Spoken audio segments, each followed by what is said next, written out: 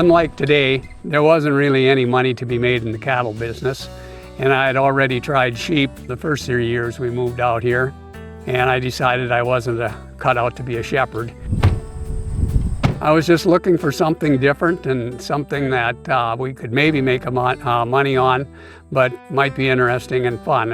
And bison sure fit the bill on that one. And it's something that is going back to what this land was. My name is Dale Ringstorff, and I'm the owner-operator of Rolling R Ranch Incorporated at Pelican Rapids, Minnesota. My wife and I moved to this area in 1979, and we were in the feeder pig business to start out, but we had some land that I wanted to try and put some livestock on. And we decided to take the plunge into bison ranching in 1987. My son-in-law, PJ, and daughter Carla have come home to join the operation, and we have the grandchildren around every day. But the other two kids live close enough. They're excited too about the bison ranch. It's a unique thing. At college, they kind of discovered how unique it was when they would tell their friends that they grew up on a bison ranch and so on. They're proud of it. The whole family is proud of it.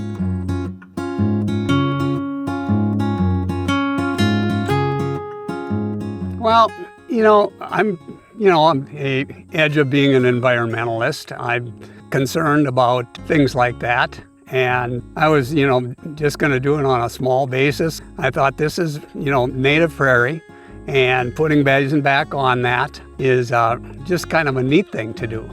And that's really appealed to me, that it was a native animal.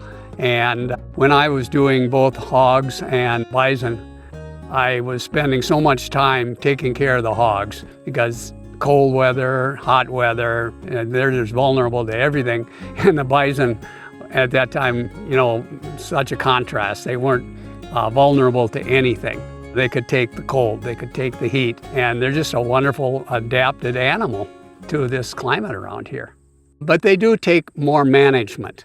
And by that I mean, if you don't manage your animals for the breeding season coming up, they're probably going to give you a calf every other year.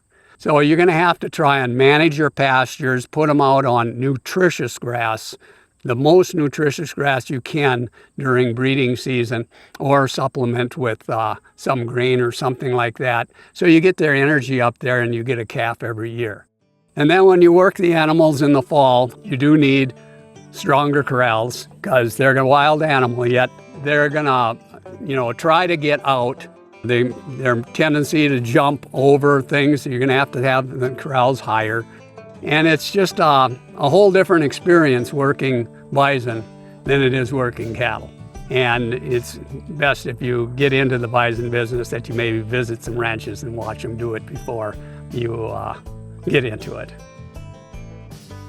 Well, we're running 250 cows now, and a cow-calf operation mainly. We're also, we hold some animals back to try and sell as breeding stock, but our mainstay is running a cow-calf business, and that would be more in line fitting with the land here and so on. Bison meat is very similar to beef, but the muscles in bison are a shorter fiber. So it tends to be more tender if you don't overcook it. And of course, if they're fed right. Bison meat also is a little bit sweeter than beef is. So it's very acceptable to the consumer. There's a big demand for it now. We've gotten it into the marketplace and into the grocery stores on a national basis. And it's selling out, and I think the future looks good for the bison business. So we've been in the business for 38 years, and we've grown over the years, and it's been a really enjoyable ride. I enjoyed it, and I wouldn't want to do anything else. I hope to stay profitable, of course, and the future definitely looks bright for that. I want PJ and Carla to be able to make a good living when they take it over. I hope bison are on this area and 40 years from now. I hope our grandkids take it over someday. That would be a nice thing.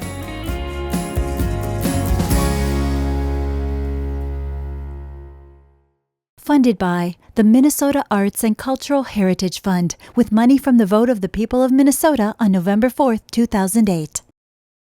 And by the members of Prairie Public.